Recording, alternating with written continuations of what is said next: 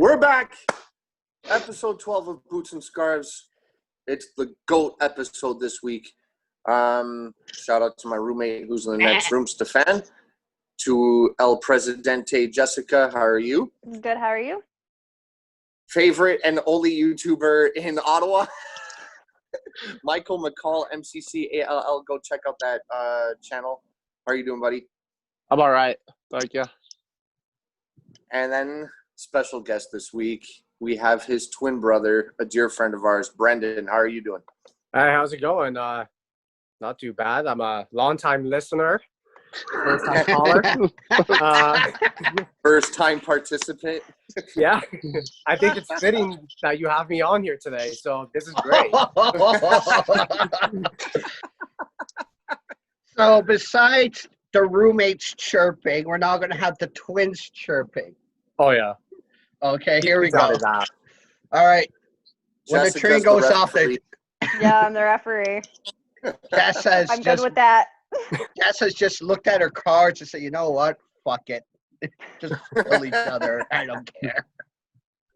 All right. So 11 questions as usual, all about the greatest football, well, the GOATs of football. So are we ready? Yes. If ever can be. Yes, no, maybe so? Okay. Anyway. So, okay, Brendan, you're first. So first question of the day is, what was the greatest football comeback of all time, in your opinion? I had such a problem with this question because it's so easy just to Google it, and it's really a matter of opinion. So I went with something a little different. I hope this isn't a problem, but the semifinals, I can't remember what year it was. It was with Watford and Leicester. It was 2-2 in the second leg. And in the 94th minute, Leicester had a penalty. They took a shot. It was a save. The same striker, I can't remember again who it was, shot it again, and the keeper made a back-to-back save. Watford bring it up all the way up the other end of the pitch and literally score in like the final seconds of the game. As much as it wasn't a comeback, Leicester should have won that game. They had a pen in the 94th minute, and Watford saved it, brought it up the pitch, and ended up winning and going to Wembley that year. Absolutely one of the best scenes you could ever watch in football. Cool. So arguably one of the best endings to a football match. Yeah, I guess so. No, that's fine. That's fine. Okay, on to the brother, Michael.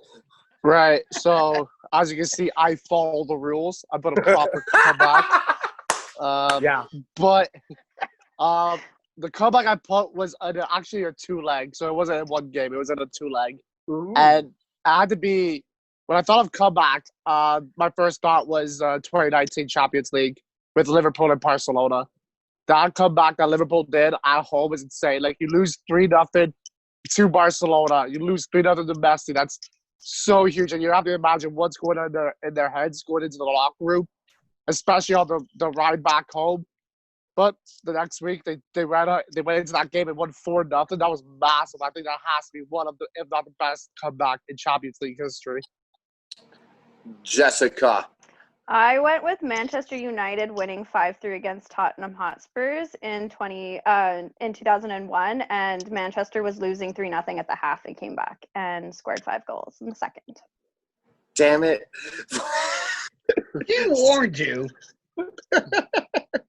Stefan.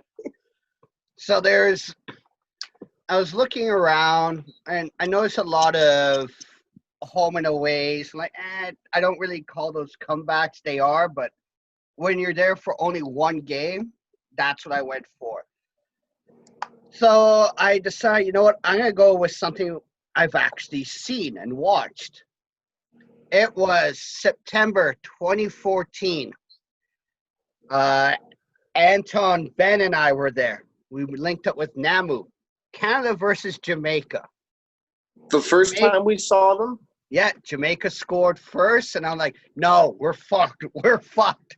Canada's been shit for too long. We're fucked. 3 goals. We won 3-1, breaking a 16-game winless streak. And by the way, 2 of the 3 goals are officially scored by ex-Ottawa Fury players. David Edgar and Marcel de Jong. Yeah. So yeah, And post-match, we got some free cornmeal soup, did we not? yep, cornmeal Yeah. stew. Yeah, Absolutely. and that's when we learned you do not drive straight back from Toronto to Ottawa. At nighttime? Yeah. I remember those. Those were fun. All right, next. Jessica, Yes. name whom you consider to be the greatest goalkeeper, the greatest defender, midfielder, and striker of all time. That's Okay. 4 positions to fill. Goalkeeper, I went with Edwin van der Sar, went 101,311 minutes without conceding a goal. Wow. Defender, I went Paulo Maldini, who made playing both left back and center back look effortless. Midfielder, Ryan Giggs, and striker, Pele. You know, I agree with Pele. All right, Brandon. Yeah, you know, you could go down that road where everyone can say Pele, right? But like in my eyes, it's such a biased opinion and who's the best. It depends on who you've seen play. So what I've tried to do is go with players who I've seen. And for goalkeeper, in my opinion, no doubt is Buffon, an absolute stud in goal for Italy and all of his career in Juventus and wherever else he's played. The defender, no doubt, the best defender of our generation, Terry. How could anyone argue that? You know, the English game is all about hard-nosed defending. We're known for it. So you have to throw an English defender in there if that's what they're known for. Midfielder, go with Paul Scholes. An absolute class for Man U. A huge reason why they were such a successful team. And the best striker in the world, the best there is, the best there ever was, is Zlatan Ibrahimovic. His undeniable skill, his cocky attitude, you know, he's what football's all about. Stefan. Well, I'm gonna take a cheat and go striker Pele. It's one of the main things why I put him up there is one of the quotes he has from his father. Just because you have the skill doesn't mean you're good. You have to have the strength to do it.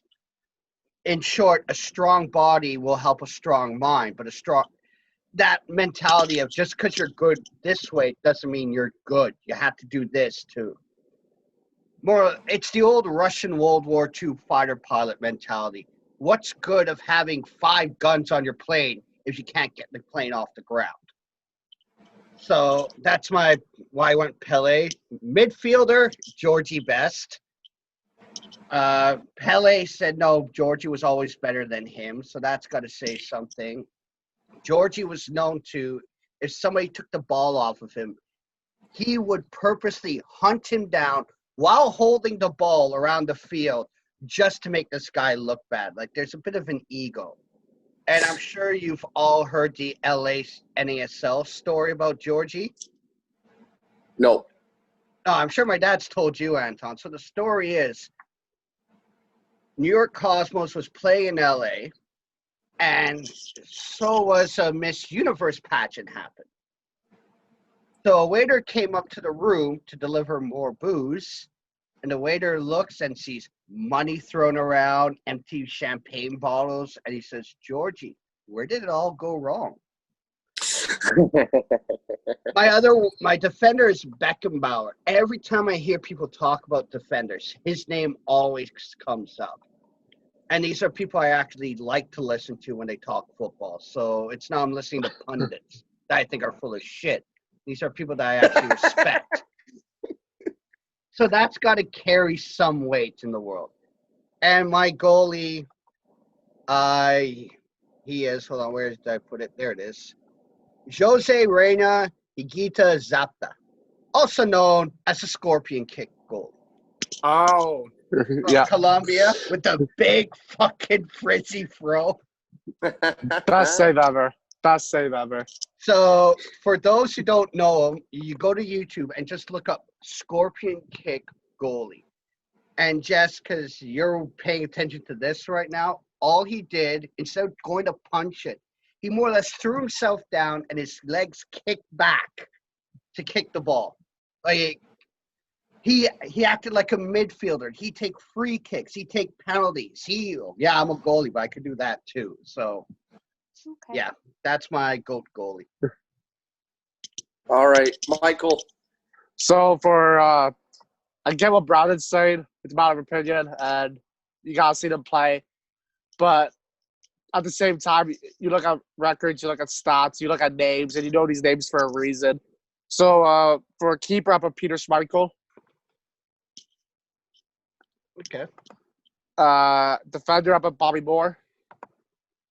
Midfielder, David Beckham. And striker, Oh, Thierry Lord. Henry. Oh, wow. I want to tear you apart.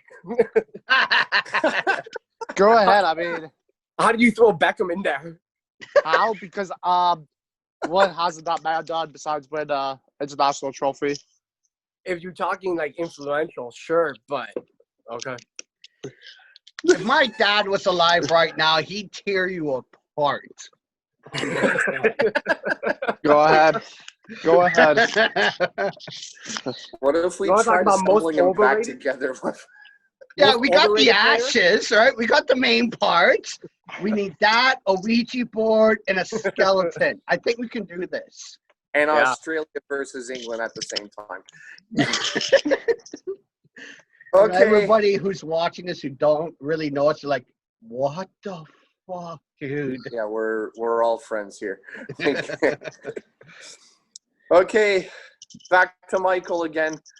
Yeah. So, name a GOAT who's been in but never won the UEFA Champions League.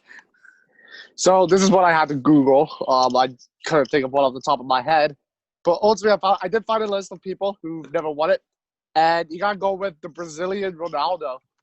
That guy is an absolute legend. He is known as one of the best players of all time, and he's never lifted that trophy. I think that's a pretty big feat for him.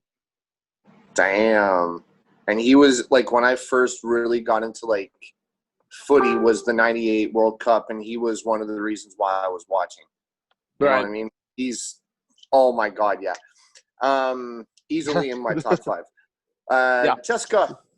I just chose a random person when I researched, so I chose George Best. Georgie. Okay, then over to the brother, Brendan. Well, when you like Michael said, when you Google this question, two of the players were already in my favorite positions there. So you look at Zlatan or Buffon. So which one's better? I would say Buffon is. Strikers could win championships. It's a little bit harder for a keeper, and everything Buffon did, I would say he's absolutely the best player to never win the UEFA Cup. Like it's a shame that he couldn't put that to his name, really. I want to chime in on there. I was What? going to put Ibrahimovic. I was going to. Okay. The only reason I did it is I wanted to put a player who's retired. I didn't put any players on my list anywhere that are still playing today. Yeah, but let's be real. Their chances of winning it right now. Hey, he's killing it over in Italy. Okay. I'm not taking anything away from Zlatan, but I really like Buffon's work ethic and his heart. Yeah. When I see him, but like Zlatan is just a scoring machine. This guy doesn't stop. He's like a goal scorer on roids. He's just there's no stopping him. You know how everyone in England praises Rooney? Go look at Zlatan's stats with Sweden. They blow Rooney away, really. Like, not too much, but he played less and scored more. Mm-hmm. So the fact that some people consider Rooney this amazing next-gen talent, it's bollocks. And to be fair, Zlatan did more in the MLS than Rooney did. So. Are we really going there? Yes. Are you serious? He did. When he came around, he brought in a lot of name brand power as well. Well, he did, and I'm not arguing that, but to say Zlatan put up, 30 goals in something in one season, and Rooney didn't. Rooney also dropped back there in number 10. Like, he totally changed the game. Yeah, but he played great there, too. He played amazing for DC at that position. Yeah, his game changed. See, the thing is, when it comes to DC in the MLS, I look at DC and say, you know what? I'm gonna leave that dumpster fire. And just walk. I followed MLS for too long that when you say a certain team name, I just turn off right away. Like, yeah, that's a dumpster fire. I don't even care. It's like when you talk to NFL fans about the Cleveland Browns. They just turn it off. It's So, Steph, you want to give your answer? I'm going to go with Henri. He was a great player. He's never won it. And too bad he was with Arsenal. I think if he was in another team, he could have won it. But feel bad for the guy for not winning it. But don't feel bad for his handball against Ireland.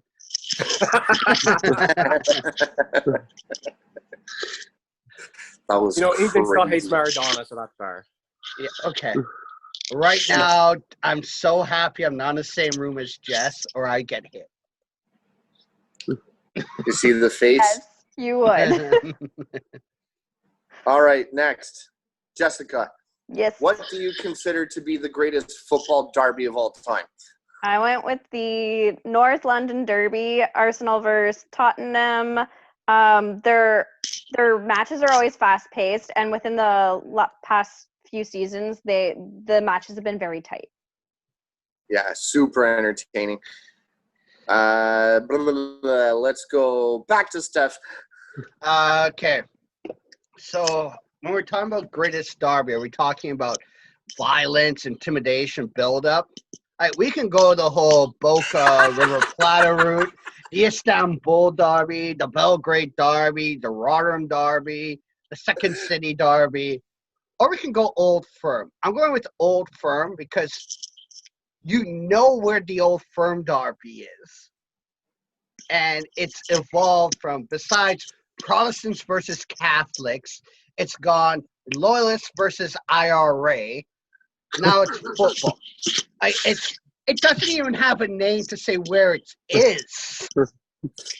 Like Canada, we call the Toronto-Montreal rivalry the 401 Derby for one reason. You got to take the 401 to get there. But that's the Old Firm. Like, I'm sorry. As much as I'd love to say the Second City Derby with Villa and Birmingham. No, Yeah. I'm going to go with Old Firm. And you know what? There's something to be said. I was only formally introduced to Old Firm. Like, this is when Rangers were still down. They weren't back up in the Prem yet. And they just happened to link up during their, I think it's like the Scottish FA Cup type thing. And it was two legs of some of the most intense football I've ever seen in my life. And I thought a knife was going to come through the screen and stab me. That stuff was nuts. Okay, Brendan. I am so happy you asked me before, Michael. There's only one derby in this world that matters, and it's the Tynemouth Derby. Sunderland, Newcastle, that is a class 5, all-out riot. Teams are close. Horses punched. It is a derby that defines all derbies. You have players who have played in the Old Firm and played in North London, go to these cities and play for these teams, and I've said there's nothing compares to it for a reason. The fans in these cities, you can watch the Netflix documentary about Sunderland. Football is everything. That is true. Football is everything to us. And so when it Michael. comes down to it, that's all. You done? Yeah. I'm sorry. I didn't mean to cut him off. I'm sorry. It's okay. It's okay.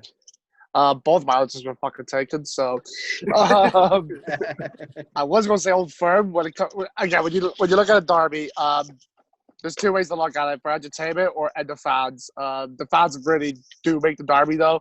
So if we're going on a fan base, I did say Old Firm, but then my backup was Tynemouth. Now I need a third one. I don't fucking know. We'll go with Villa Birmingham or West Ham Millwall, or I don't know. But if you talk about skill, El Clasico is definitely the one for show. But I mean, I don't think the fans get into it as much as the ones we just named.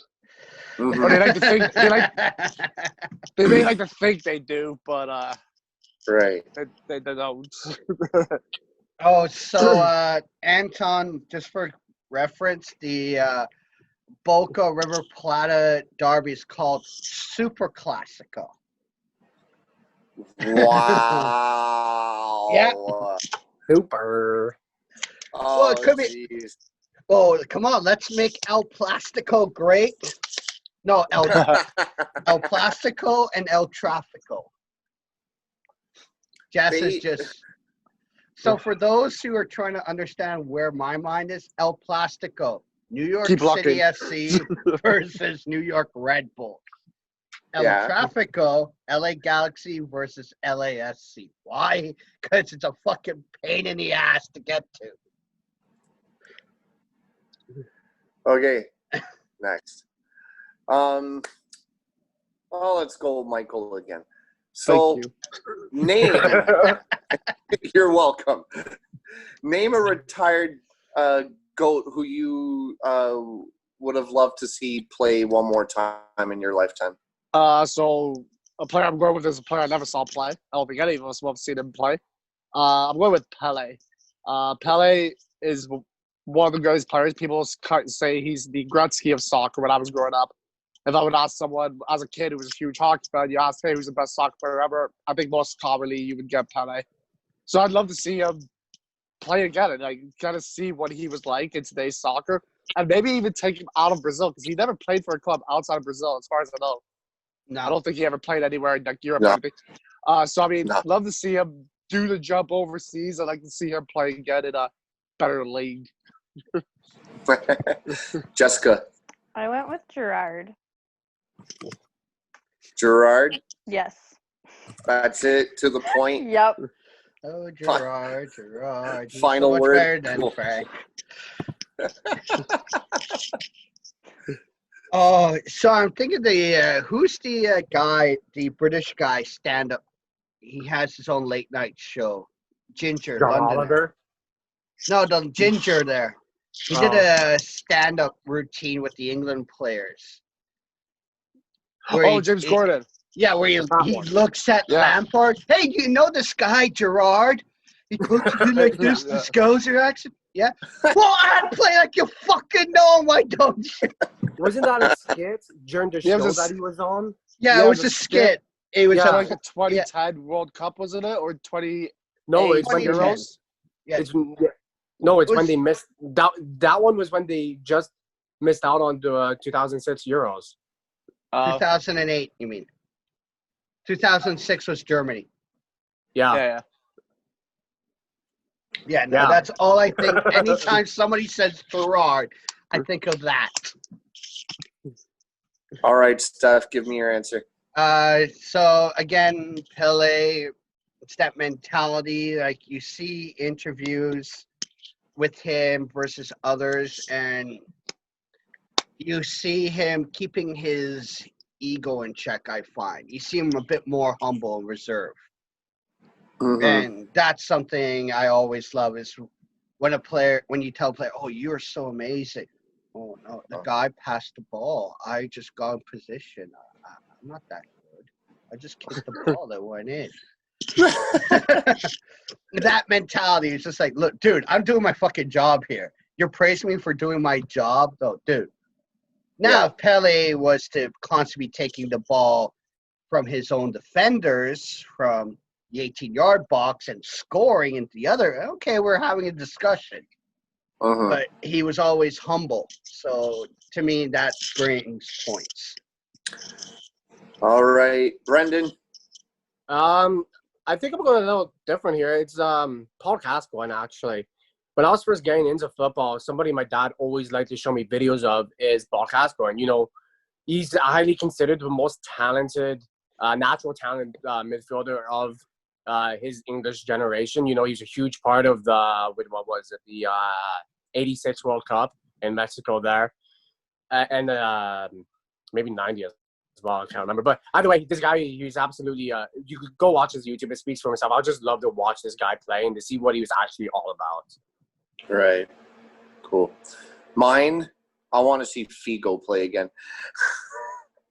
I'll give you Figo. I'll give him that. Just for him to go Ole. Just All right.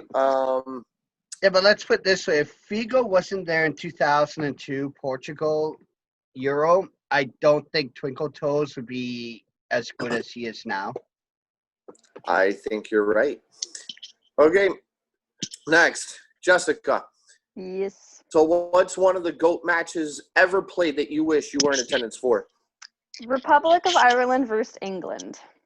Ooh, when was Yeah. that? Do you know? I have no idea. It was in Italy. That's all I know. Ooh. And it ended in a draw. Probably no Italia 90. Yeah. Oh, yeah? Okay. So I was only 2 years old when it happened, but I would love to be there. Well, to say that you were physically there, you know, it doesn't matter what age. Brendan. Again, I'm pretty sure I'm really happy you asked me before Michael. Of course. And me, I have a feeling I know your answer too. Steph, I don't think you do. My answer is the first time a second division team beat a first division team for the FA Cup, and that was Sunderland back in 1973 against Leeds. All right, okay, You know. but still, yeah, You know, obviously that means, you know, obviously as a Sunderland supporter, that means a lot, and it's very, it's very, very meaningful to us. But, you know, my dad was there. He said the scenes were mental, and, you know, you just wish that's a game that I would die to go back to. Okay, Michael, retort. Well, he's like go before Steph. I actually lost my answers now because I ripped it up. I don't know where I went. I did have 2 down in 73 FA Cup final, obviously, and plus that save that was made in the finals to make sure Sunderland kept that lead.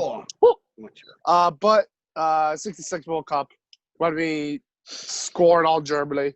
And lifted the cup above our heads. That would have been a great Michael? moment to be at. Michael? Yeah. Do Hard. you think that was a goal?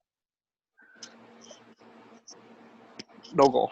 It was a goal. Shut up. it was a goal. How can you not say you're England? God damn it! I'm happy it counted. I'm thrilled. I just don't think it would be in the net today. Oh, I'm sorry. Did the line move up today? It's a possibility it went in my personal opinion. And my personal and professional You opinion. either Look, scored German or you defense said it didn't went in. score a goal. Mhm. It's like being pregnant. You're either pregnant or you're not. You scored a goal or you did. There's no middle. There's no, I might be a little bit pregnant. I'm pretty sure the German defender. Well, same with said the it was offside in. rule. Yeah. There's a whole thing in Germany where they say that was no goal at like some museum. But I'm pretty sure their own players said it went in. Okay. They stopped playing. They weren't sure. Oh, fuck off. It's delicacy.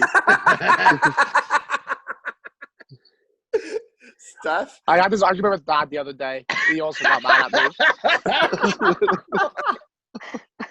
So, yeah, I'm going to go with the England one, but the side story is my dad was working at a butcher shop at the time, and he asked for the time off to watch the game. What did Granddad do when it went to extra time? You only asked for the game. You didn't ask for extra time. Go to work. So the boss looked at my dad more or less, what the fuck are you doing here? So my dad's job was to run to the local shop that had a TV in the window, watch for a few minutes, run back reports, run back to the shop. But apparently a few people did take a look at that goal Oh my god. with modern day technology, and it was in. It curved, apparently. We'll see. I Well, was one of see the Michael. The line stepped up a front, so I need a view from above. Back in that this is day, why. they ain't This gonna is get honestly it. why I hate the modern game. So many people go ifs, ands, or buts. Part of the beautiful game is the missed calls. Some of the shit that would never happen today happened back then because. We of all watched these missed calls. Sheffield and Villa earlier this week. I mean, Well, to be that was Fair fair, enough. I'll give you that that one. I'll robbed give me 3 points in my pool. Thank you. I'll give you to that. be fair, last season Villa scored on Sheffield scored on Villa when Villa had the keeper had the ball in the hand, and Sheffield just came with a flying kick and kicked the ball out of the goalie's head, score a goal. Did the So- ball cross the line? Yeah. Yes. It's a goal. Oh yeah. Exactly. Crossed. As a I'm Villa not- fan, I'm I not thought denying. that I have to agree. It was a goal. 100%. Oh, He was we all hugging thought it was the a ball goal. behind the post. Like he was We like, we all thought it was a goal. Jess joined me in post Villa match post game talks. And everyone said, "Yeah, it was a goal." We got fucking lucky. Brandon, remember the 2010 World Cup when Oh, Lampard scored, but it didn't?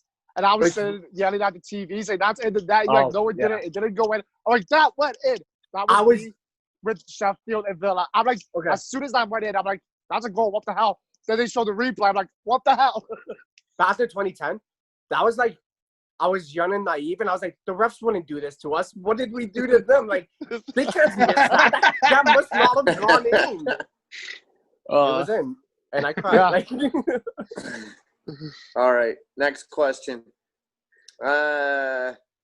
Michael. So who would you rather have, the GOAT goal scorer or the GOAT playmaker on your club? This was a hard one. I went back and forth for a bit with myself, and I settled on.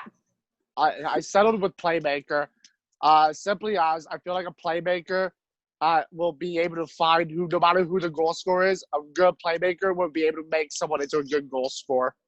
Okay. All right, Brendan, what do you have to say? okay, I'm just going to argue Michael here. I call bullshit. Oh my God. You know, I was going to say playmaker. I was, but honestly, you know, you look at some players like Andy Carroll, who could score 30 goals in Newcastle. They go to a better team, and then nothing. And they have better playmakers. So if you have a better the goal scorer, he's going to score no matter who's on the pitch. He's going to find a way to get that in the net no matter what. So you agree with me until my points made you think otherwise. No, well, I was going back and forth as well. So, you know, you answered and I rebutted. I want somebody who's going to put the ball in down. no matter what. Michael dropped his phone again. In my honest opinion, the greatest playmakers could also score the goals, and they could do everything on the pitch. They could play the game so well. They'll set up themselves as well as other players. So, yeah, playmaker, sure. But for Michael's sake, I want the greatest goal scorer. All right. Jess. I went with playmaker because, as Brendan was saying, to kind of counter Michael's point, was that the playmakers can they can set up themselves, but also set up other people as well. So that's why I chose playmaker. Steph. Playmaker. Come on. Dwayne De Rosario. Like, how many times did you see him either put TFC on his shoulders or Canada? I never watched him when he played for other MLS squads, only Toronto and playing for Canada. But there's times in Canada games when a goal needed to be scored. He couldn't find a way. He just, fine, I'll score it. But other times he always tried to set up. That was his role. But he was able to put a team on his shoulder, except against fucking Honduras. But that's a different discussion. Oh my goodness. Well, I'll tell you this. Now I know it's hockey, but when I was playing hockey, I actually enjoyed more being a playmaker, like the guy who set up the guy to score the goal. You know what I mean? Like I did score some goals and it was fun. It's always fun to score goals, but there was something about being the guy who was like the setup man, you know? And especially like playing defense. So like, you know, if you're in the offensive zone and you're staying on the blue line and then you get to like kind of quarterback things and like, you know what I mean? It was just fun for me. All right, next, Jessica. Yeah. Name a GOAT who's only ever been to one World Cup. I have no idea. No, none. I've Zero, honestly none? I've done a lot of research for this podcast, and that was one of the ones that I honestly We did. That's a fact. could not figure out. All right, on to Steph. Simple. Warren Barrett. World Cup 98, Jamaica. Jamaica didn't win many games. Well, they only won one against Japan, 2-1. Lost to Croatia, 3-1. Lost to Argentina, 6-0. But leading up, he was a brick wall against, well, Canada was in the hex in 98 for the 98 qualification. Mexico, Jamaica got into the World Cup because they drew Mexico. And Warren Barrett was one of the reasons. So he's only been to the World Cup once. So, because if you were a modern day GOAT, you would have been to the World Cup more than once. Gotcha. Michael. I think I'm right on this one. I could be wrong. You guys can correct me if I'm wrong. But I put Kenny Dalglish. I believe he was only at one World Cup. And Maybe. from what I've read about the old Scottish fellow, he was at one World Cup. Didn't do much at it, but he was there, and he was a really good player at his time. So we'll go with Dalglish. Did Paul tell you that? No.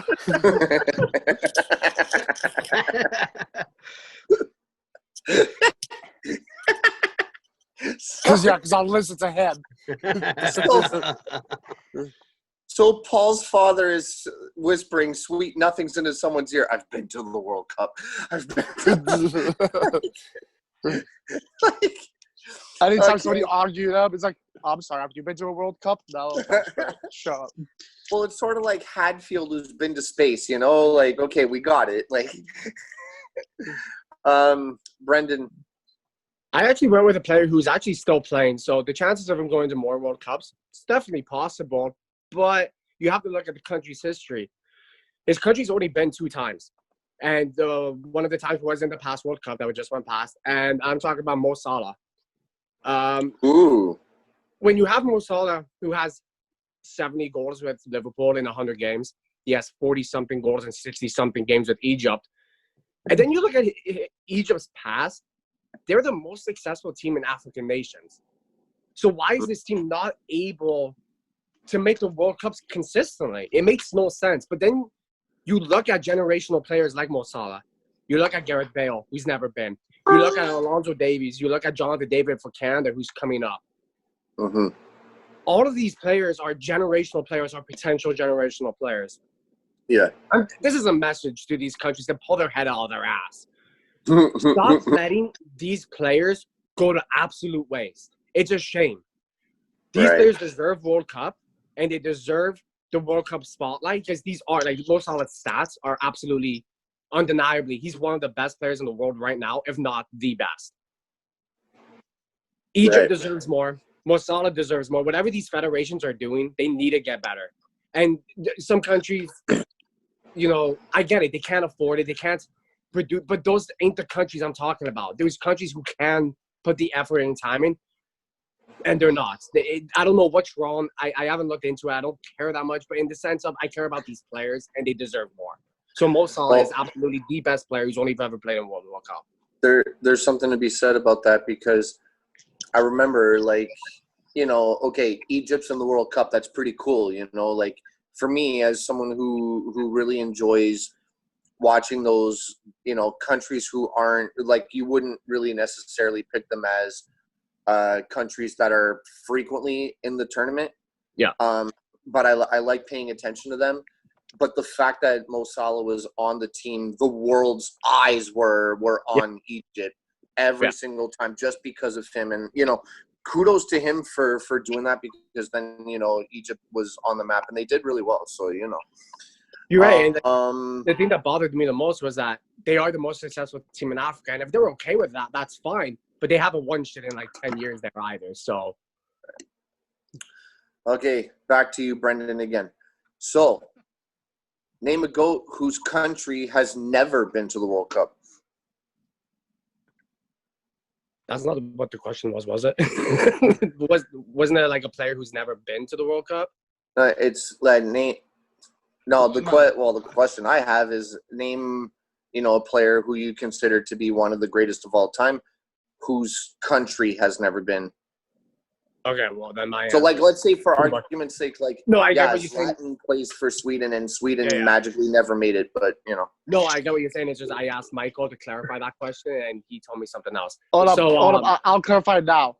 Because when I read that question, I was thinking, did you mean country or when this guy played for the country? And then Anton clarified in the chat. I can send you the screenshot. He said player who's played, like, while he played for their country, I believe is what Anton said. Whatever I said, yes. Okay, well, this is a confusing question. I do have an answer, I think. If that is what the criteria is asking, then no doubt it has to be Georgie Best. I'm sorry for the confusion, but I do have Georgie Best on the list. You know, as much as I've never seen him play, and obviously, but he is known to be one of the best players of all time. And for him to never play in the World Cup, a lot of eyes would have never been on him. Maybe he would have got that title as best there is, best there was, but he never had that chance to really shine in the world spotlight. Okay. Jessica? This is another one I don't have an answer for. No. Michael? Oh, I'm sorry. Was that not clear? It's written clear. I have Georgie Best. Stefan? When I die and go to the spirit in the sky, that's where I'll go when I die. And when they die and lay me to rest, I'm going on the piss with Georgie Best. Man. So hold on a second. Hold on. Next one. Okay. Jess. Yep. So what was in fact the greatest World Cup of all time in your opinion? I couldn't decide.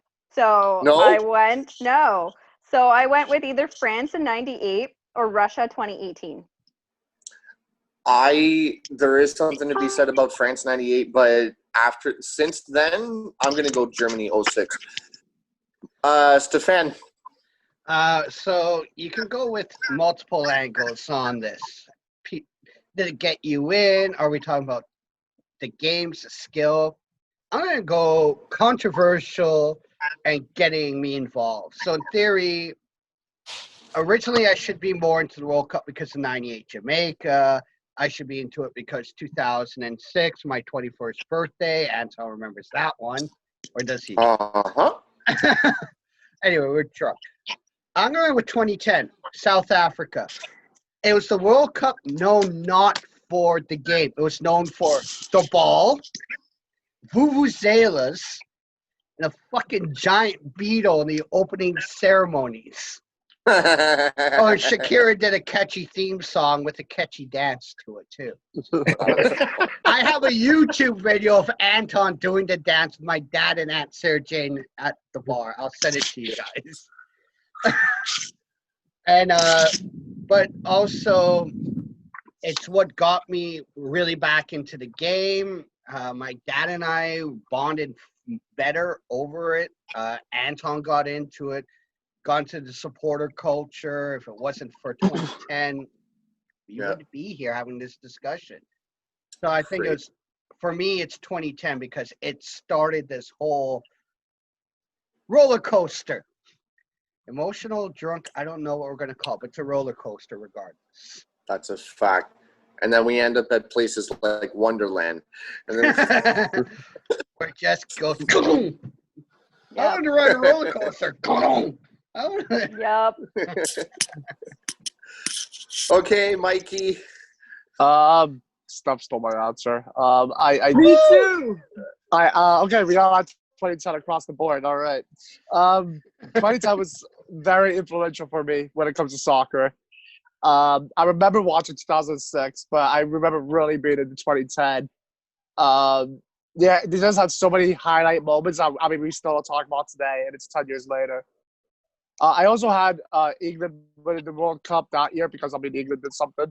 But, yeah, no, 2010 World Cup for me has very nostalgia feel to it, and it's huge for me when it comes to where my true fandom starts. Okay.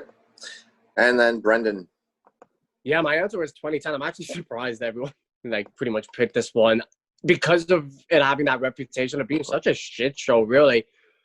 but it is the one that Yeah. everyone goes back to and talks about. All of like, even if you just look at like the controversies in it, and with Africa, and then with Luis Suarez and the Julio Suarez or whatever you want to call them, and everything was so controversial. But even if you look at the finals of that was probably one of the best finals we've watched in a while. It was one of the most close, and it was really a 50-50 split on who really could have won that. The drop kick, the double-footed drop kick. It's extremely entertaining no matter what way you look at it. And I'll always remember 2010. And I know people even today still talk about it, if it's good or bad. And that's honestly what makes a great World Cup. It's always going to be remembered. Well, some good points about it is also 2014, it was in our time zone. There's no real hype compared to 2010. Even 2018, the hype was the same as 2014. 2010, you saw car flags with 4 different countries on the car. Yeah. Like, you saw the bars really getting into it. You saw, like, I remember going for the first England game, USA versus England, at our local bar, Minglewoods. I think it was Naps. I don't think it was Nat, but sometimes it was.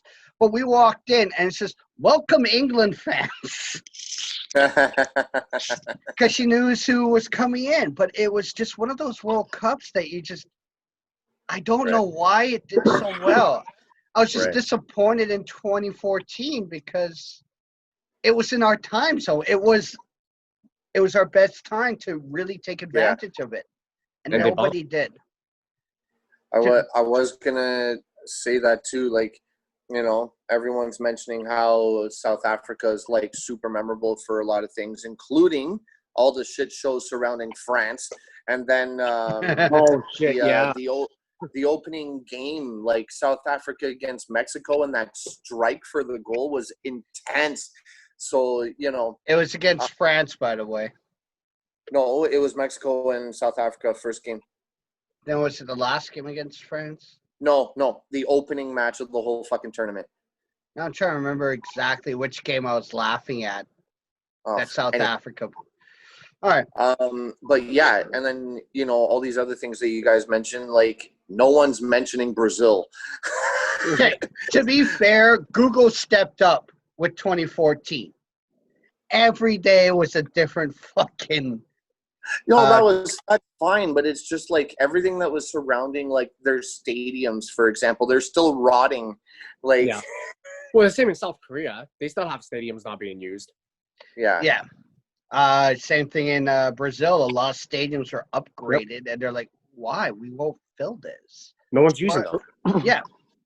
The stadium in the Amazon. Yeah. It makes you think.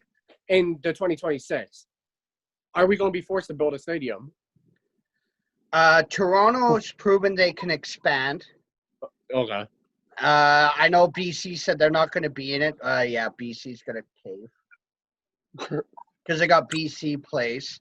They'll just more or less use the CFL stadiums, rip up the turf, put on the grass, and the place that can have extra seats can. Like Toronto is what is their capacity now? 32K? Right. Well, Rogers Center, they have like 50 something. Yeah. Well, Anton, when you went to the TFC, the MLS final, what was the capacity then?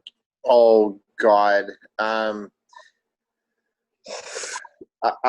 don't remember. And the thing is the timing of it was perfect because it was also the same grounds for the CFL Grey Cup. So they had both the Grey Cup and the MLS final at the same site. So they just kept the extra seats, but I forget what the capacity was. I'm looking that up right now. But the thing is, if they can expand it, like Montreal, they got a lot of work on the Big O to make that ready, and I don't think they want to do it. Right. I'm just taking a quick look. So, keep going. I'll let you know. Jessica. Yes. What was, in fact, the greatest World Cup of all? No, we've already done you already did that one. My bad. Sorry. Glitch. Last question of the day, and it's one that is plaguing young children everywhere, all around the world. Messi or Ronaldo? Can I choose neither? Because I don't like either of them. That's fine. Who would you choose other than them? I don't know. But if I had to choose, I guess I would go with Twinkle Toes. Oh, okay. So Princess gets a point. Yeah. Michael? For the longest time, I would always say Messi, but recently my opinion has changed. Messi has goals, Messi has championships, but those championships are with one team. Ronaldo's been everywhere. He's tried everywhere, and I think he'll keep doing that as long as he can play. Where Messi's going to stay where it's nice and safe and secure and promised land, where Ronaldo's going to do stuff. And when Ronaldo won Euros, the difference he put on that field for that whole team is insane. And we saw that at the last World Cup as well. When he's not on that field, it's a huge difference for the team. Huge difference maker. And he's able to do stuff for Portugal. And I always used to say Messi, but I've recently chosen Ronaldo. Okay. 2 for Twinkle Toes. Brendan?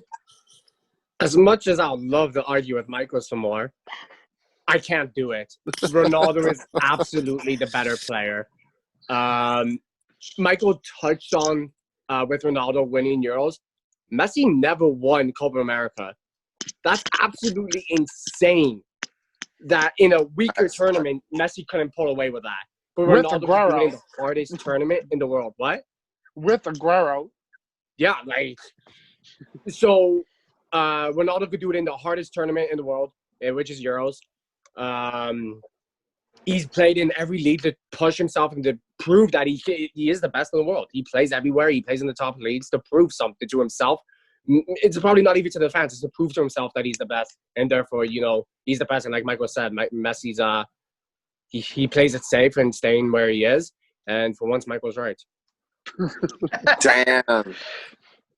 And you do know people on YouTube can watch this over and over and over again. All right, up to Steph. Okay, so I'm hearing all the points. I'm on the Ronaldo side, but I will quote my inner KJ. They're two great players playing. Can't we actually enjoy that they exist at the same time? Yeah. No, I agree with that. Yeah. One's better. No, yeah. No, of course, there's always going to be better, but it's always a who's better, who's better, who's better. We have two amazing players at the same time. Well, what more do you want? Do you want 3? Let's get a third one. Come on, breed another one. Clone them both. Come on. Combine both their genes and make a random quasi-clone. That's probably where Ronaldo's son came from. He got some Messi gene in there. Probably to create him was real messy, but It's a lie. His dad is actually Lampard.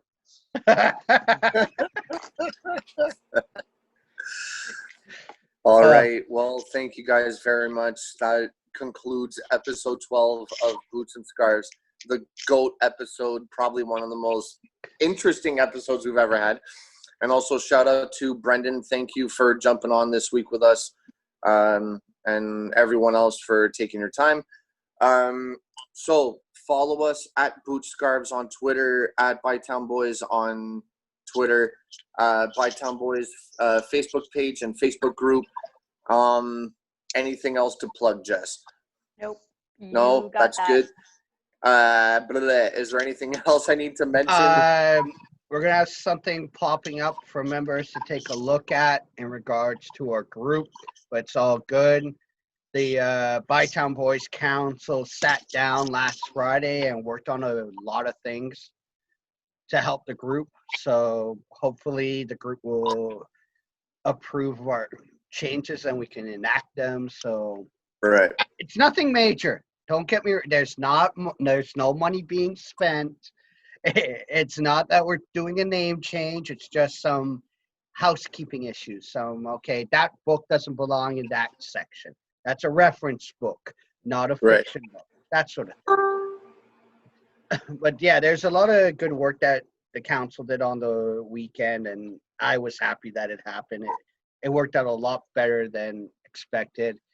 And the rest of the council found out how dirty of a mind Jess had. Yeah. Okay. Cool. Well, thank you guys